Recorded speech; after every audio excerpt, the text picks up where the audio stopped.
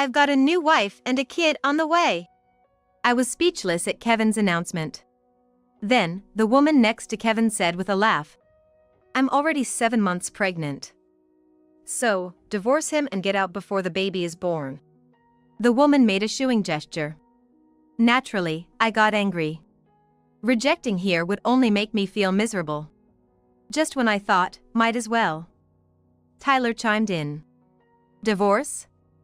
That's not going to happen." "Huh? Why not?" I was surprised by Tyler's words, not the woman in front of me. Without a moment's delay, Tyler turned to me. He then whispered a certain truth in my ear. "Ah, so that's what it is."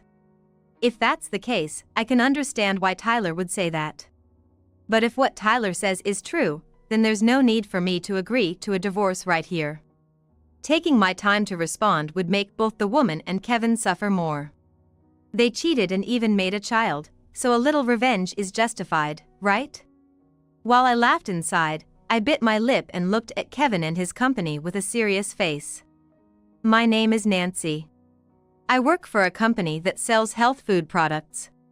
My role is in the call center operations, where I serve as an operator. Even though I have to deal with complaints, the pay is on the lower side. It's the kind of job where stress accumulates more easily than savings. However, my husband, Kevin, who works in a trading company, earns a decent amount. That's how we're managing to get by. If I were alone, I might have quit a long time ago. I've turned 44, and my son, Tyler, is in high school. Tyler, looking ahead to college, is still going to cost a lot of money. Despite these challenging times, Kevin has been assigned to work alone out of town. But, once he completes this 1-year assignment, his promotion is guaranteed. Moreover, during his assignment, Kevin will be living in an apartment rented by the company. Since I live in the house that Kevin built a few years ago, the only increase in expenses will be Kevin's living costs. It's just a year of endurance, and I have to focus on saving. If we work hard now, a better future surely awaits. That's how I lightly thought about it. Of course, I miss Kevin when he's not here. But I'm not at an age to say such things anymore. Besides, before marrying Kevin, it was common for us not to see each other for days. Our meeting was through a friend's introduction. Both of our friends got married, and it happened at their wedding. Both of our friends got married, and it was at their wedding where we were introduced to each other. That's how we started dating. But even from the beginning of our relationship, Kevin often had to leave home for business trips. "Can we go on a date this week, right?" "Sorry, I've been asked to go on a sudden business trip." "What? Another business trip?" Kevin would soothe me as I pouted in disappointment. This became a repeated occurrence.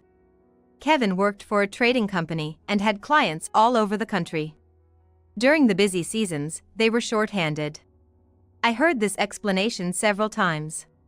That's why, back then, I resigned myself to the situation. "Then, let's go on a date when you come back." I really feel bad. "I'll make it up to you, I promise." "And, could I ask you to look after the house again?" "You're still not good with household chores, Kevin." While Kevin was away on business trips, it became my job to take care of the household chores he had accumulated. This became so routine that I got a spare key shortly after we started dating. But I was overjoyed by it.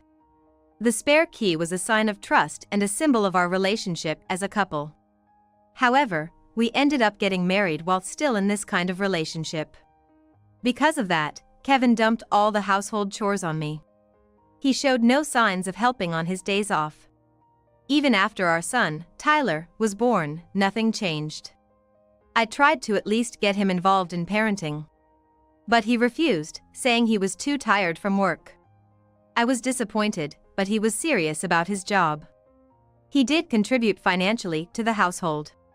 When I talked to my friends about it, they said that most husbands are like that. I wonder if it's wrong for me to want my husband to help with the housework. Nowadays, it's natural to say that husbands should help with household chores. But back then, that wasn't the norm. Men worked outside, and women took care of the home.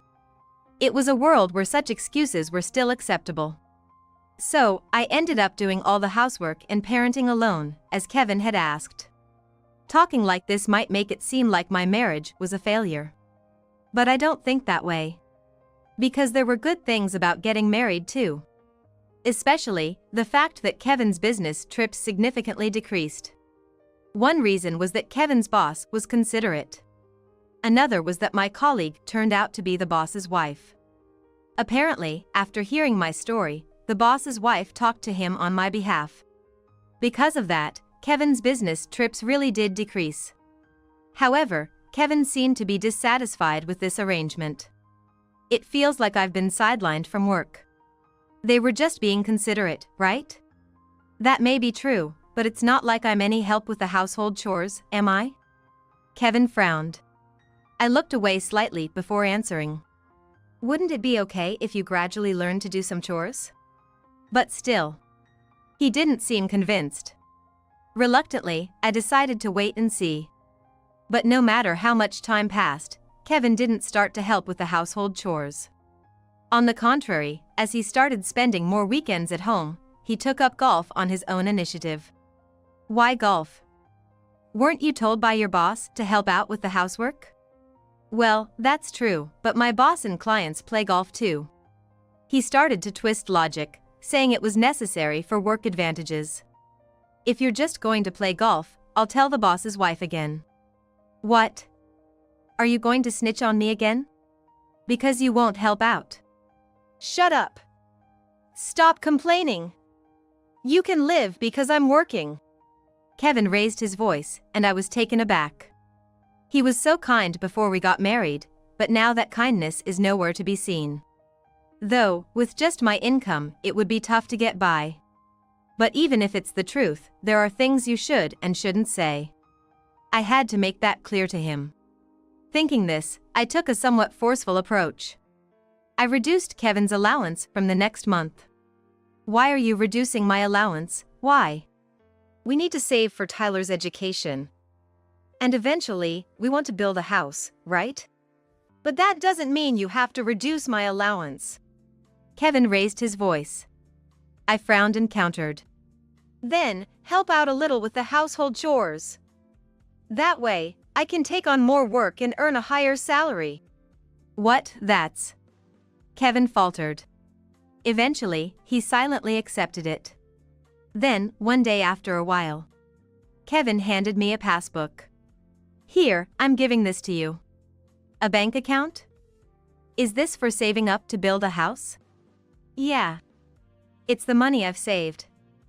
I'm entrusting it to you, so can you give me my allowance back? Kevin said sulkily. I glanced at the bank account as I opened it. There was already about $20,000 saved. I was astonished. Really? You saved up this much? Of course.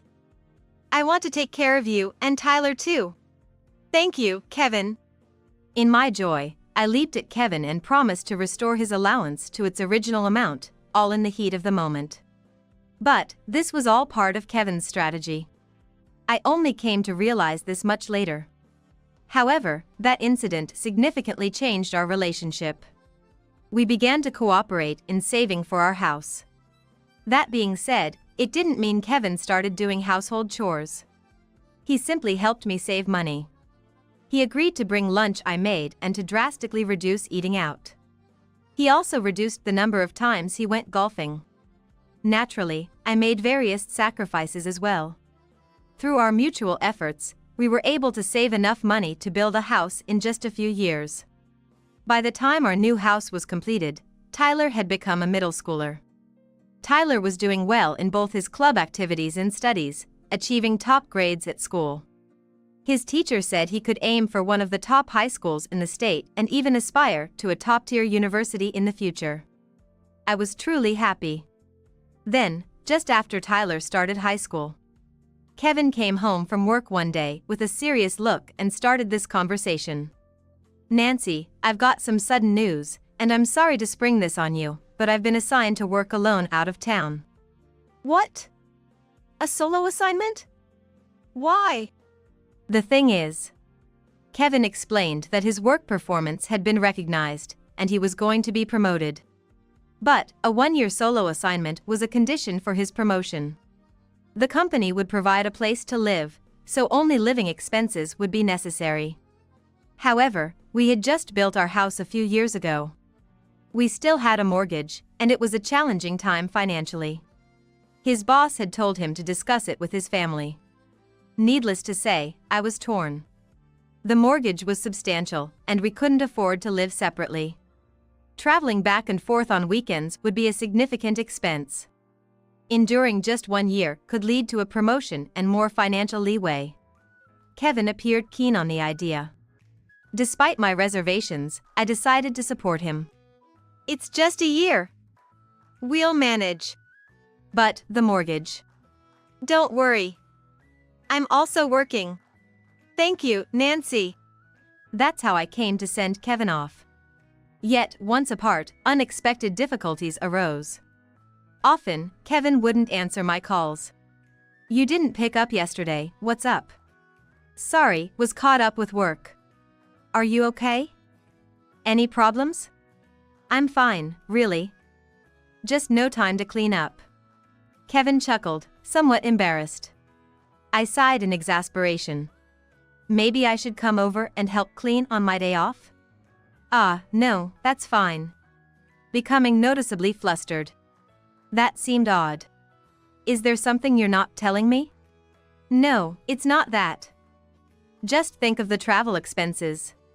He awkwardly laughed. His reaction raising my suspicions.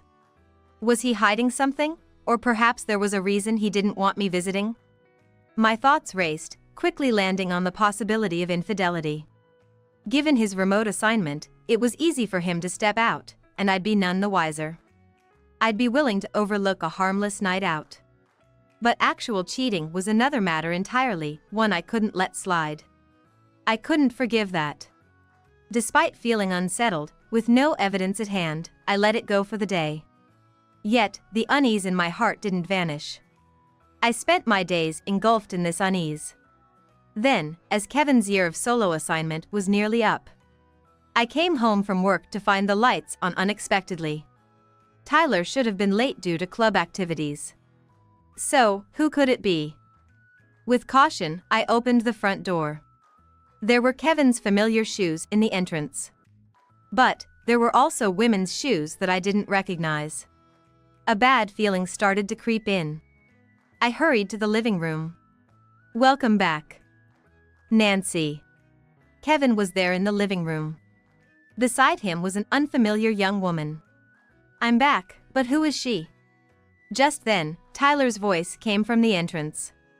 "I'm home. I'm starving." Tyler rushed into the living room. Then stopped dead in his tracks upon seeing Kevin and the woman. Are we having guests?" "Sorry, should I go out?" Tyler offered tactfully. But Kevin stopped him. "No, there's something I want both of you to hear. So, please, stay here," he said. Okay then." Tyler glanced at me, perhaps sensing something. Trying not to show my turmoil, I nodded with a smile. As this was happening, Kevin began to kneel down. And then, he blurted out something like this. "I've got a new wife and we're having a baby." Kevin's declaration left me speechless. Then, the woman next to Kevin said with a laugh, "I'm already 7 months pregnant. So, divorce her and leave before the baby arrives." Making a shooing gesture. Understandably, I was livid. Rejecting here would only result in humiliation. Just as I thought to perhaps concede. Tyler chimed in. "Divorce? That's not going to happen." "What? Why?" I was surprised not by the woman's words, but by Tyler's. Without missing a beat, Tyler turned to me and whispered a certain truth. So that's how it is." If that's the case, I can understand why Tyler would say that. But if what Tyler says is true, there's no need for me to agree to a divorce right here. Taking my time to respond would make both the woman and Kevin suffer more. After all, cheating and fathering a child warrants some form of retaliation. While inwardly amused, I stared down Kevin and the woman with a serious expression, biting my lip. Do you even realize what you've just said? Kevin quietly nodded. Kevin has a family with me and Tyler. Yet, he says he's got a new wife and child. How could this not be absurd? What are we then? I gave Kevin such a look. Then, the woman started to complain, puckering her lips. Just leave already. You're in the way. Could you please not interfere? This is a family matter. Huh? I am family. After all, I'm carrying his child, she said, caressing her belly. Irritated, I asked back. Excuse me, but what's your name? Me? Naomi. And who are you? She smirked, snorting in disdain. Though it seemed unnecessary to even ask, I responded. I'm Nancy, Kevin's wife. Wife. You won't be needing that title anymore. Why's that? Because Kevin's leaving you for me. Naomi laughed heartily. Beside her, Kevin's face had turned pale. But setting that aside, something became clear from the conversation. Naomi had been pressing Kevin for a divorce. Indeed, Kevin mentioned having a new wife and child but never said he wanted to divorce me. Well, even if he hadn't said he wanted a divorce, a husband who cheats and fathers a child is no husband I desire. I see no option other than divorce myself. But as Tyler said, now is not the time for divorce. I'll divorce him, but only after thorough preparation. That's the best course of action. The more I thought about it, the more my irritation grew. I felt like I couldn't take it anymore. Reaching my limit, I told Kevin this. Sorry, but I need some space. Please leave. No, but... Isn't it clear you're at fault here? Or do you intend to make things worse? Faced with my stern gaze, Kevin quickly averted his eyes. Then, he hurriedly gathered his things and somewhat forcibly got Naomi to stand up. Naomi, for today, let's just... Huh? Didn't you say you'd divorce her? Or are you not planning to take responsibility? No, it's not that, just for today. Kevin forcefully led Naomi to the entrance. He then bowed apologetically and left. Once they were gone, I collapsed in relief. Mom, are you okay? Yes, I'm fine. Despite my words, I felt downcast. Sensing my mood, Tyler took out his phone. Should I call Grandpa? Tell him Dad betrayed us. Betrayed is too strong a word. As I chastised him, Tyler scowled in dissatisfaction. Then, he pouted and said, But Dad borrowed money from Grandpa, saying it was for Mom. That's right, I remember now. Can you tell me that story again in detail? So, here's what happened. Tyler's story goes like this. It was when I had reduced Kevin's allowance. Kevin, trying to appease me and get his allowance back to the original amount, came up with the idea of building a house, something I had offhandedly mentioned. But we didn't have the savings for such an endeavor. In a bind, Kevin consulted with my father. Believing it was for my sake, my father lent Kevin the money. Thank you so much. I will definitely repay you. It's for Nancy, so don't worry about it. Just don't overdo it and pay back little by little. That was the conversation between them. However, my father had a concern. It was about Kevin's actions right after leaving my father's house. Apparently, Kevin made a phone call to someone as soon as he left. From his observations, my father speculated that the person Kevin was talking to was a woman. So, he thought it wise to set a precaution for just in case. And if anything happens, report to me, Grandpa told me. Since then, Kevin might have already been having an affair. This thought crossed my mind. Regardless, I understood what Tyler was trying to say. But I had my own plans. To carry out the revenge I had devised, I told Tyler. Sorry, but can you wait a bit before reporting? I have a plan. That's fine, but... Don't worry. I will definitely report back. With my words, Tyler reluctantly nodded. Thanks to that, I gained time to execute my revenge. The first thing I did was to stay put in the house. Naomi seemed eager to move in as soon as possible. So, I deliberately decided to stay in the house. As expected, Naomi called, clearly irritated. How long will you be staying there? Please, leave already. Why should I? This is my home. The house is registered under Kevin's name, not yours. Naomi raised her voice. Of course, I was recording this conversation, believing it would be useful in the divorce proceedings. However, Naomi showed no concern for such tactics, resorting to threats and unnecessarily raising her voice. Look, just leave already. You're no longer needed. I won't leave until we're divorced. I told you to get out before the baby is born. Naomi shouted louder.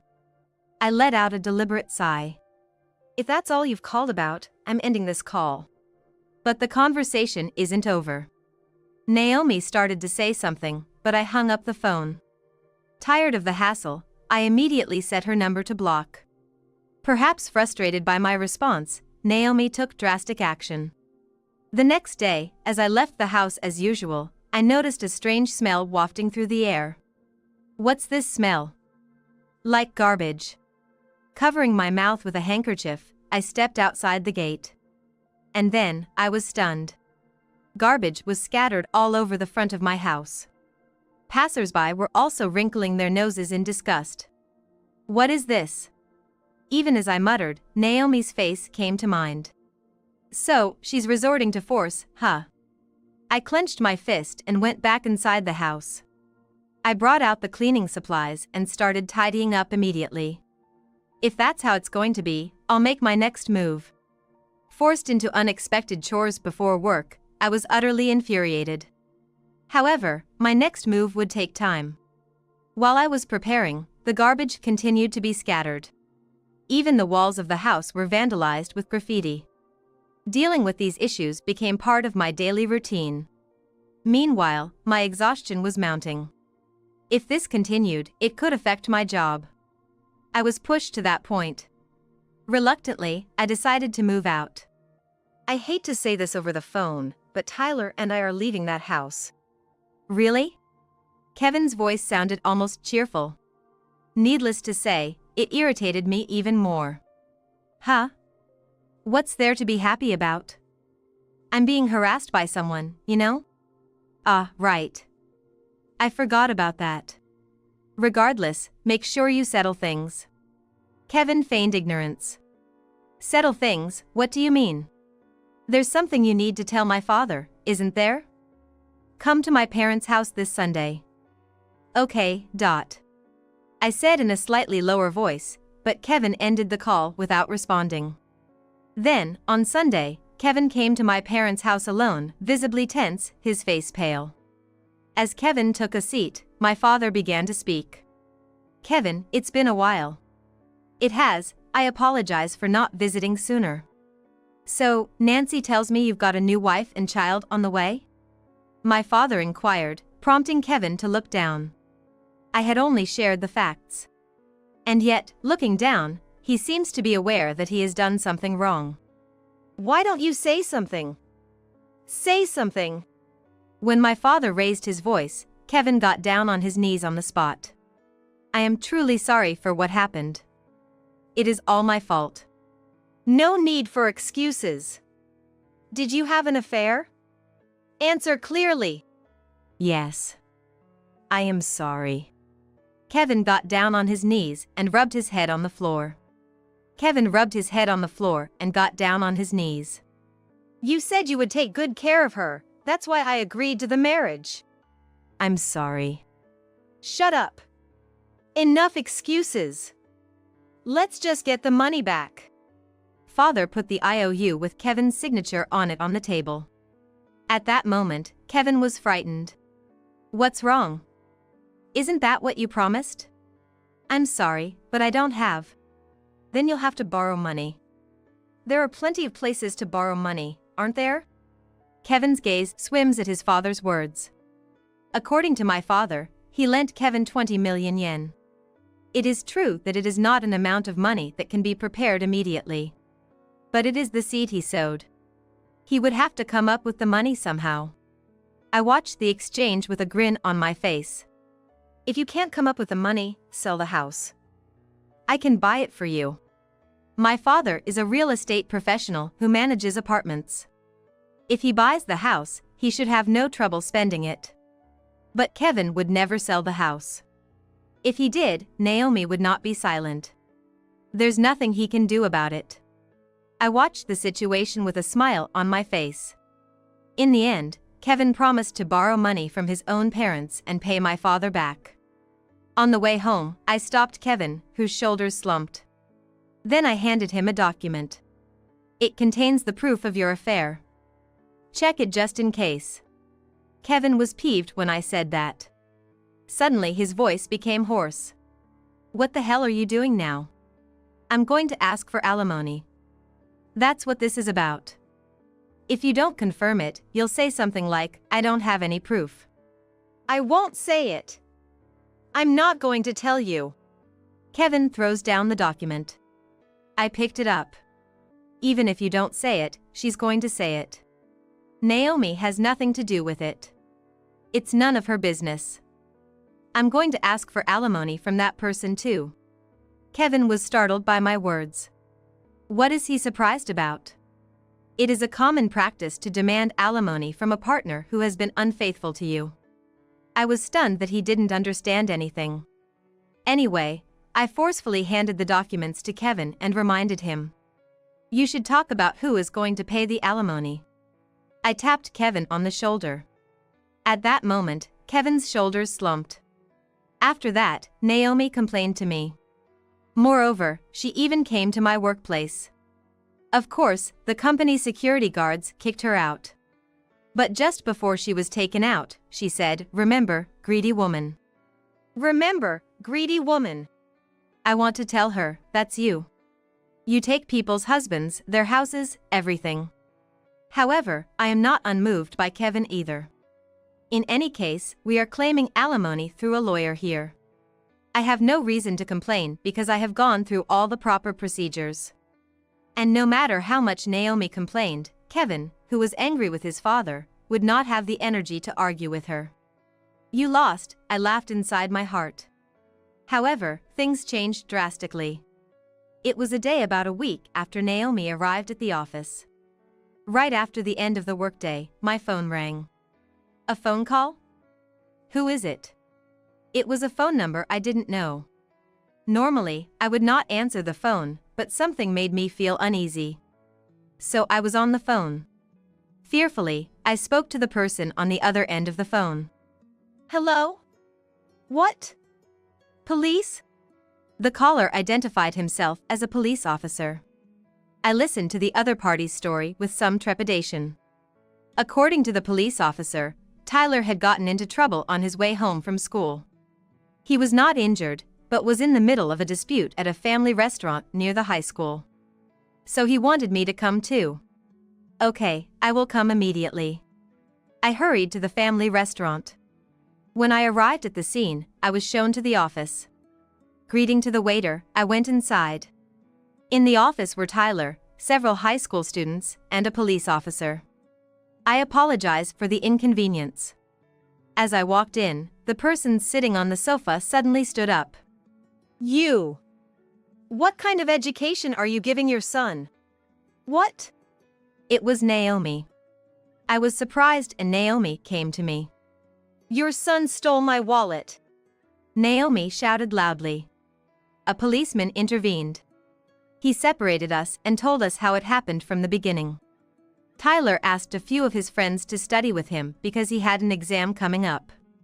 So he and a few friends started looking for a place where they could study. At first they tried the library, but it was closed. So they came to a family restaurant.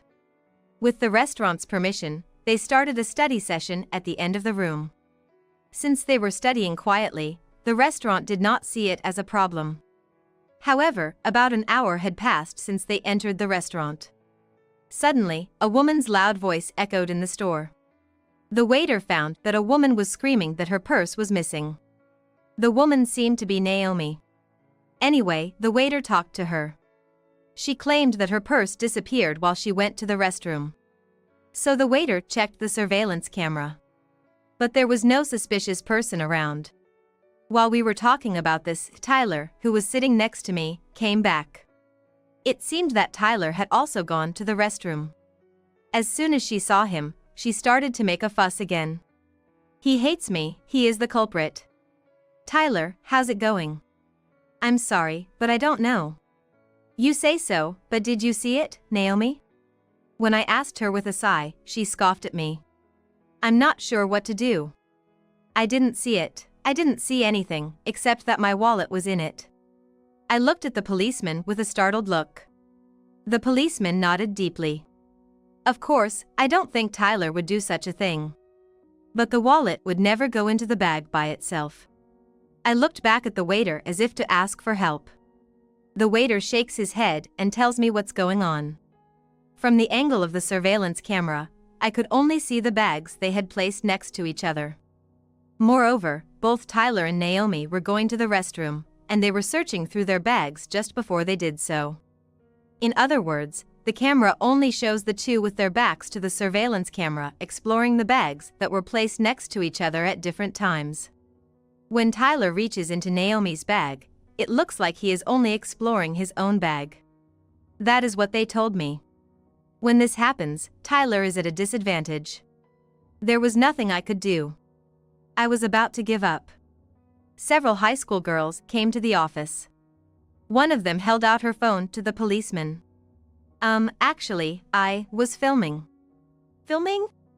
A loud voice comes out suddenly. At that moment, the schoolgirl was startled. Mom, don't scare her. Amy is a scaredy cat. What? Do you know her? Yes, we are in the same class. She came next to me, so I asked her to take a picture just in case. Tyler receives the phone of the girl, Amy, and shows the recorded video to the police officer. Then he showed the recorded video to the policeman. Hey! Wait! Naomi panicked. The policeman lightly controlled her. Look, that woman has it in my bag. I see. I see. She wants to frame you. The policeman gave her a hard look. Naomi averted her eyes and said, I guess I was wrong. It seems I was mistaken. Whatever the case may be, please tell me what's going on. No, I'm busy and I'm pregnant. While we were talking, I checked the image on Tyler's phone. It firmly shows Naomi putting her own purse into Tyler's bag. It seems that it was a self-made act of Naomi's. I am relieved and angry at the same time. Be a grown-up and go to the interview. Shut up! It's none of your business. It is my business. You're the one who wrote graffiti on my house and scattered garbage all over it. The police officer's face changes color at my words. He said the same thing. Do you have any proof? We hired a detective over there, and just the other day we got all the evidence we need. I show him the photos I took of the documents I gave Kevin. I talked to the police officer who is checking it. If you like, I can give you the investigation documents. I also have audio of her verbally abusing me. The police officer nodded emphatically. After that, Naomi was taken to the police station. I submitted the detective's investigation documents and recorded data. As a result, Naomi was arrested on suspicion of damage to property and other charges. She denied it, but I had no choice because of the evidence. She is now in the process of offering a settlement to my lawyer in order to reduce the sentence. Meanwhile, Kevin said that Naomi, who had been in and out of his house, has been caught, and his neighbors are making some noises. No wonder, since he had kicked me out and brought in Naomi, who had been captured. In the end, the story goes, Kevin couldn't stay home and went back to his parents' house. Well, just enough to pay off the debt from my parents that I used to repay my father. He must be angry with his strict parents right now. When I imagined that, I was blown away. By the way, I have a little bit of tension back in my life. Because of the incident at the family restaurant. Actually, Tyler introduced Amy to me shyly as his girlfriend. I was really happy because I had been thinking that way. Tyler had grown up well. I must grow up to be a good mother too. Of course, I can't say that I have recovered. But if I had been alone, I would still be depressed. I am so glad that Tyler was there for me. I will do my best today for Tyler.